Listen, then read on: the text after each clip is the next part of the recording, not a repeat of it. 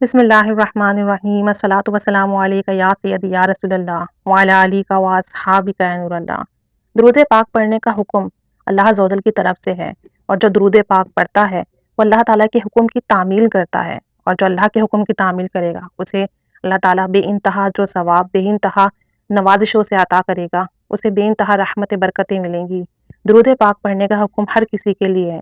جب اللہ تعالیٰ کے حکم کے مطابق حضرت آدم علیہ السلام کی بائیں پسلی سے حضرت حوا علیہ السلام کو پیدا کیا گیا، آپ اس وقت خواب میں تھے۔ جب بیدار ہوئے تو حوا علیہ السلام کو دیکھ کر ان کی طرف دست تصرف بڑھایا تو فرشتوں نے کہا کہ اے آدم، اللہ تعالیٰ نے منع فرمایا ہے کہ جب تک ان سے آپ کا نکاح نہ ہو جائے اور آپ حق مہر ادا نہ کر دیں ان کو ہاتھ نہیں لگا سکتے۔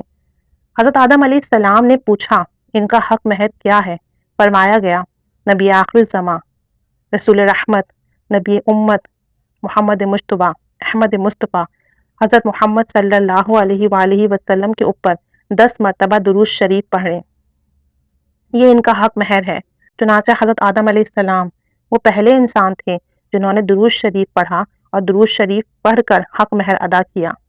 سیرت النبی حصہ دوم، الصلاۃ والسلام علیک یا سیدی یا رسول اللہ وعلی آلک و اصحابک یا نور اللہ۔ ہم نبی کریم صلی اللہ علیہ وآلہ وسلم کے امتی ہیں، اور امتی ہونے کے ناطے درود و سلام پڑھتے ہیں کہ ہمیں ان کا فیض ملے، ان کی قربت ملے، دین اور دنیا میں ان کے وسیلے سے ہمیں کامیابی ملے، خوشیاں ملے، عزت، صحت، سلامتی ملے۔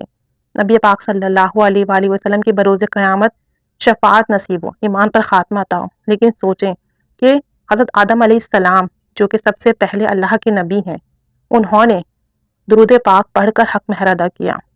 جب اللہ تعالیٰ کے نبی درود پاک پڑھیں آپ صلی اللہ علیہ وآلہ وسلم پر، تو سوچیں امتیوں کا کتنا زیادہ حق ہے کہ واقعی دو جہاں صلی اللہ علیہ وسلم پر ہر وقت، ہر آن، اپنی ہر سانس، اپنی ہر دھڑکن کے ساتھ درود و سلام پڑھیں۔ کوشش کیجئے کہ بارگاہ رسالت میں روزانہ ایک مقرر تعداد میں درود پاک بھیجتے رہیں۔ انشاءاللہ عز و جل بہت جلد آقا دو جہاں صلی اللہ علیہ وآلہ وسلم ہماری طرف متوجہ ہوں گے، ہمارے درود و سلام کی برکت کے سبب انشاءاللہ تعالی۔ اگر نبی کریم صلی اللہ علیہ وسلم سے رشتہ مضبوط کرنا چاہتے ہیں، اللہ تعالیٰ کی قربت پانا چاہتے ہیں، تو درود پاک سے رشتہ جوڑ لیجئے۔ اس میں نفع ہی نفع ہے، اس میں کسی قسم کا کوئی گھاٹا نہیں۔ اللہ تعالیٰ رحمت کی نگاہ فرمائے۔ جس پر اللہ کی رحمت کی نگاہ ہوتی ہے اس کے کام بنتے چلے جاتے ہیں، نیکیاں کرنا آسان ہو جاتی ہیں، گناہوں سے بچنا آسان ہو جاتا ہے۔ اور درود پاک پڑھنے کی اتنی بڑی فضیلت ہے کہ اگر کوئی انسان گناہوں میں ڈوبا ہوا ہے تو درود پاک کی برکت سے اس کا دل گناہوں سے بیزار ہو جاتا ہے، اور نیک اعمال خود بخود سرزد ہونے لگتے ہیں۔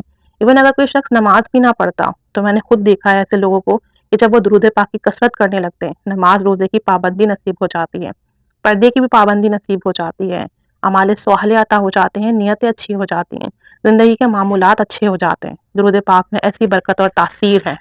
درود پاک کوئی عام عبادت نہیں، نبی کریم صلی اللہ علیہ وسلم جو کہ اللہ عز و جل کے محبوب ہیں، ان پر درود و سلام پڑھنا، ان کے لیے دعائے رحمت بھیجنا، تو کیوں کر اللہ تعالیٰ آپ پر رحمت نہ بھیجے گا۔ درود پاک پڑھیے، دوسروں کو بھی اس کی دعوت دیجیے، اور خوب اس کی بہاریں لیجیے۔ اللہ تعالیٰ سب پر رحمت کی نگاہ فرمائے، آمین۔ صلی اللہ علیہ محمد صلی اللہ علیہ وآلہ وسلم۔